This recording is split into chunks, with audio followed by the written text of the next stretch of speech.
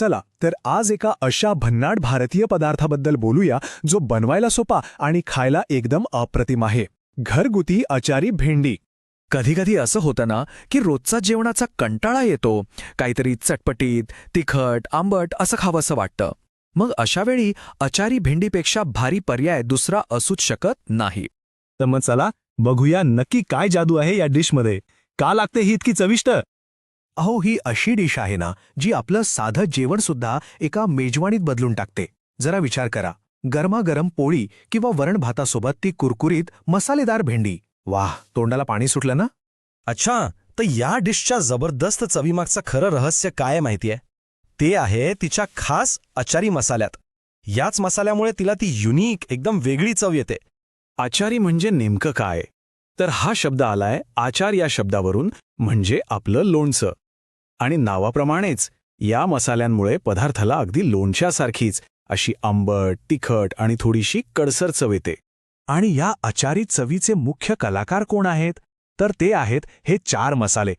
तिखटपणासाठी मोहरी, सौम्य गोडव्यासाठी बडीशेप, थोड्याशा कडसर चवीसाठी मेथी दाणे आणि कलौंजी, जी एक वेगळीच चव आणते.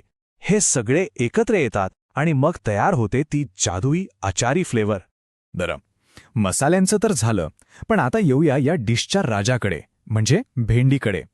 कारण चव कितीही चांगली असली तरी भेंडीची योग्य तयारी करणं हे सगळ्यात महत्त्वाचं आहे. स्टेप्स अगदी सोप्या आहेत, पण एक गोष्ट लक्षात ठेवायची: भेंडी स्वच्छ धुतल्यावर तिला एका कापडाने पूर्णपणे अगदी व्यवस्थित कोरडी करायची. ही स्टेप अजिबात विसरायची नाही, कारण थोडा जरी ओलावा राहिला ना की भेंडी चिकट होते. मग तिचे देठ आणि टोकं काढून लहान तुकड्यांमध्ये कापून घ्या. चला तर मग आता सगळी तयारी झालीये. थेट किचनमध्ये जाऊया आणि बघूया की हे मसाले आणि भेंडी एकत्र येऊन कशी चवींची धमाल करतात. सुरुवात करूया एका खमंग फोडणीने. पॅनमध्ये मोहरीचं तेल घ्या आणि ते चांगलं तापू द्या. तेल तापलं की त्यात अख्खे मसाले टाका. ते छान तडतडले पाहिजेत, म्हणजे त्यांचा सगळा स्वाद तेलात उतरतो. मग कांदा आणि आलं लसूण पेस्ट घालून मस्त परतून घ्या. पण थांबा, पुढे जाण्याआधी एक सगळ्यात महत्त्वाची टीप आहे, ती लक्षात ठेवायलाच हवी. पॅनमध्ये भेंडीची गर्दी करू नका. एकदम सगळी भेंडी पॅनमध्ये टाकली तर ती परतली जात नाही, उलट वाफेवर शिजते आणि मग चिकट होते.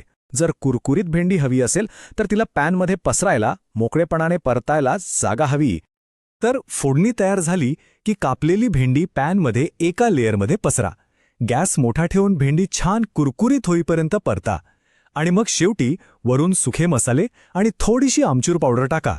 बस, झाली आपली झक्कास डिश तयार. आणि हे बघा काय मस्त दिसते.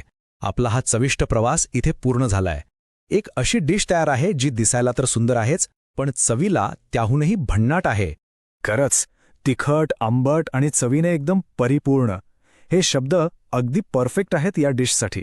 प्रत्येक घासागणिक त्या मसाल्यांची आणि कुरकुरीत भेंडीची जी चव येते ना, क्या बात है.